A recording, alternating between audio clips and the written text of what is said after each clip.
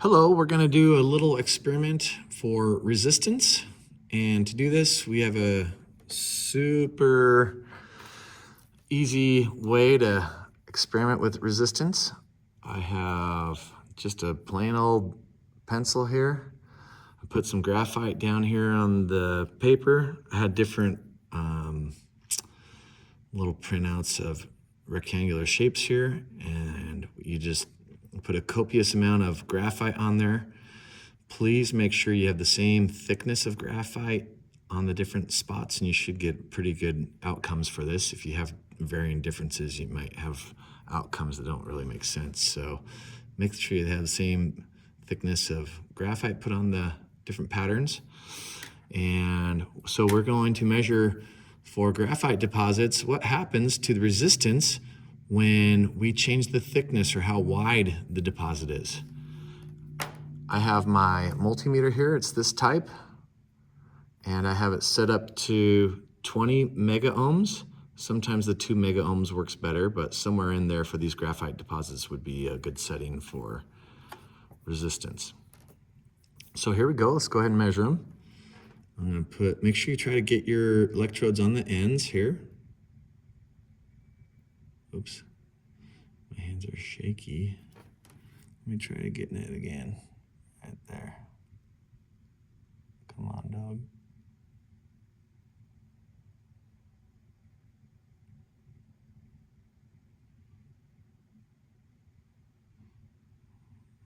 Okay, somewhere in there, I guess.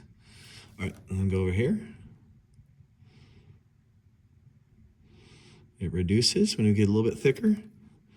Go over here, and it continues to reduce. So if we come over to this guy, now this one's more of a mysterious one. We try to measure the resistance as we go across here.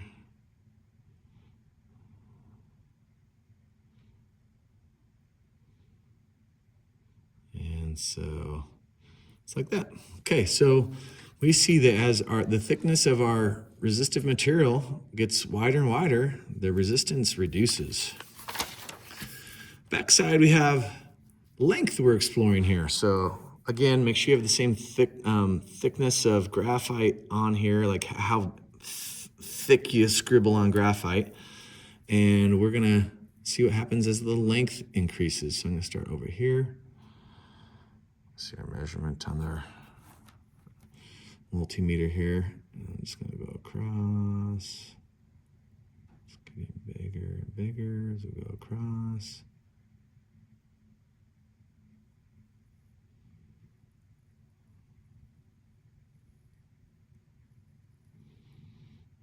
And it goes up to here. So as we have a longer and longer bit of resistive material, our resistance gets greater and greater. So that gives us some insights into how we build a good resistor equation.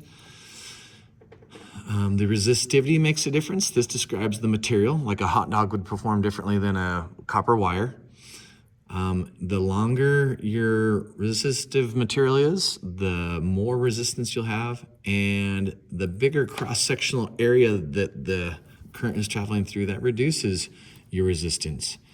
And a great analogy for this is to think of driving through rush hour traffic in your car, and how dense the traffic is makes a difference, but also how far you have to go through that traffic jam makes a difference, and how much frustration you'd experience traveling along there.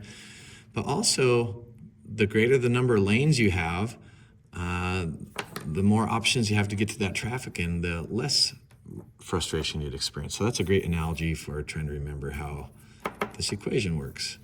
So super budget friendly lab. This takes about, I don't know, you could do a 30-minute lab with this and it'd be nice to do. I like to do this for a discovery lab before I teach them anything about circuits. I have them do this, and that kind of lays a nice foundation. They have something they've discovered in a previous experience before I start telling them about circuits to lean on, and I think discovery labs like this are nice to do.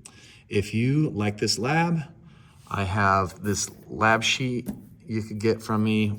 I have links to tips and tricks for the instructor and lots of information. Please check out the information attached to this video, and you can get a hold of me there. Thanks. Enjoy your science.